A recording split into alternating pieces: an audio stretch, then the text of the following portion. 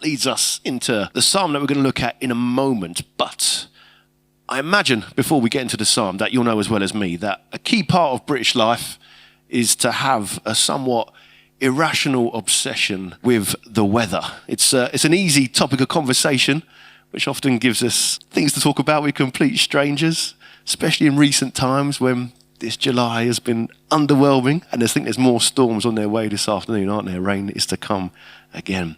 And climate change, that seems to mean we get stuck with particular spells of weather for longer than we used to.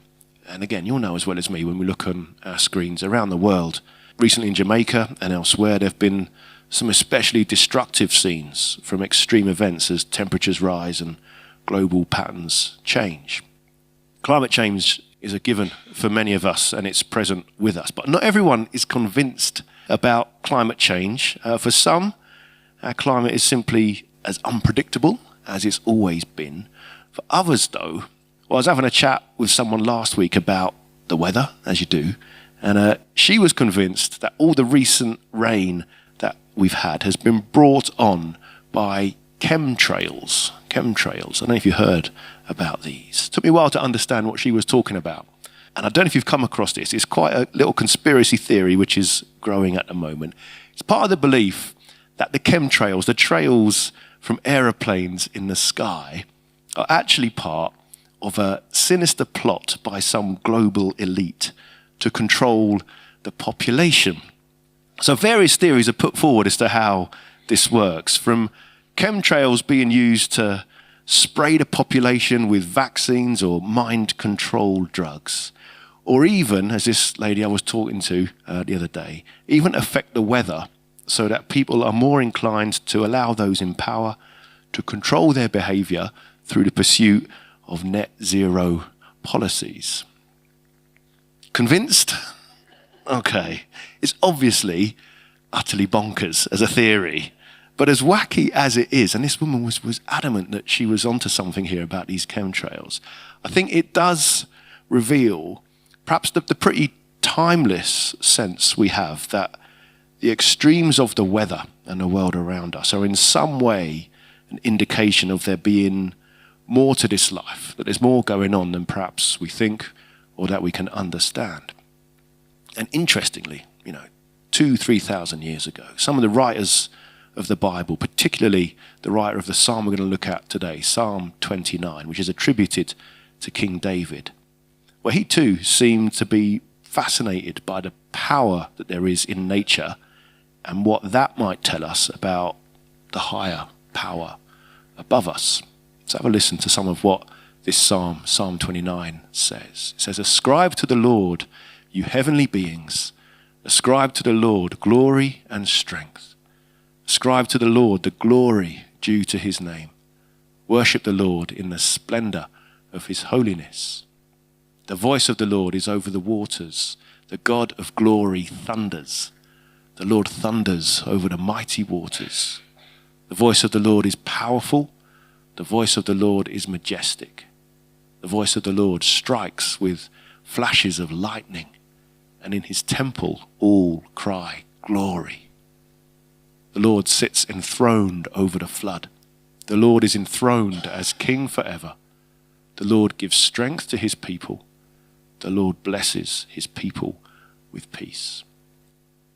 So that's a psalm, it seems, about the wonder and the majesty and the glory of God.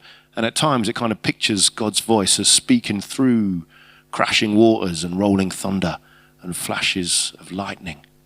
It says this at the beginning, "Ascribe to the Lord, you heavenly beings," the angels and so on. "Ascribe to the Lord glory and strength." Ascribe. In other words, give credit where it's due, because we can sense the glory of God perhaps through the scenes in our skies and the wonders perhaps of the waves. So the psalmist puts it pretty poetically in this one.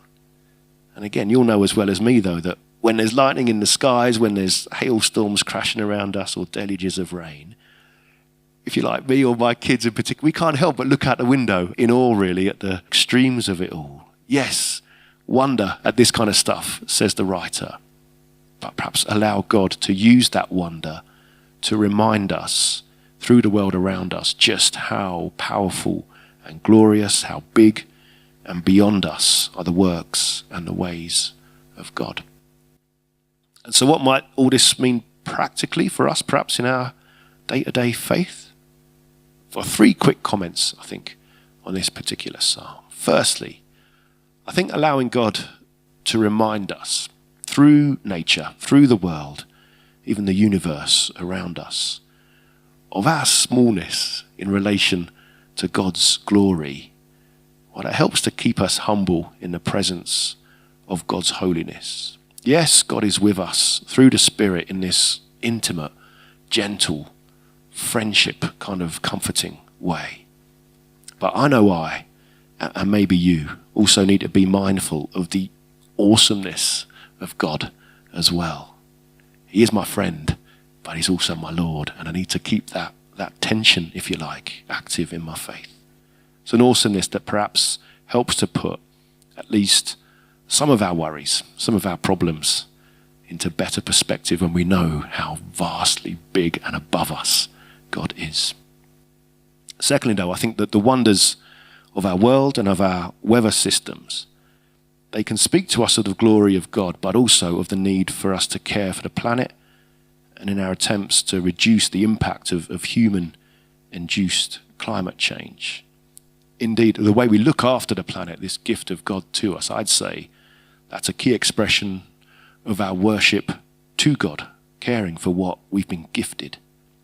So yeah, practically that means, as I'm pretty sure most of us would agree with, it means supporting green activity and policies, working to reduce the impact of climate change on the poorest communities in particular around the world, but also doing what we can do to reduce our consumption.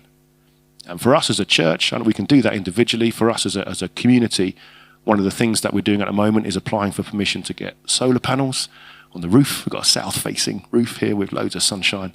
So we just need a final bits of permission to come in for that, but we'll be getting solar panels on the roof, and that will drastically reduce our electricity consumption, and then that will help with our part to play in helping to reduce the impact of our lives on the world around us. But as I say, caring for the environment, for God's environment, as part of our worship, and I would say brings us in closer connection to the creator of it all.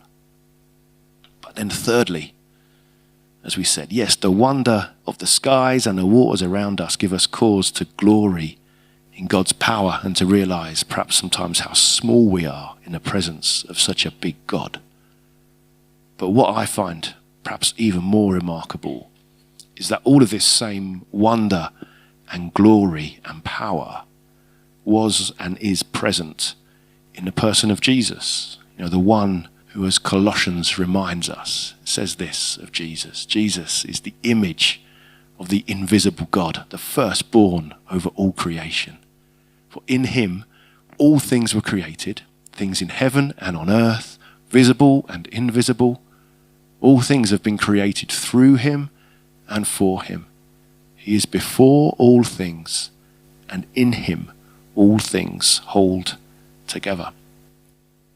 And so as awesome as the world is around us, and as humbling and as glorifying of God as that might be, I think it means all of that glory and wonder of the whole of creation is encapsulated and concentrated in Jesus, the one who gives us life and guides us through life. And so as much as we might rightly marvel at creation and rightly allow it to point us to God, I'd suggest we do well to ensure Jesus is and remains the one to whom we should, in the words of the psalmist, ascribe all of our worship and honor and praise.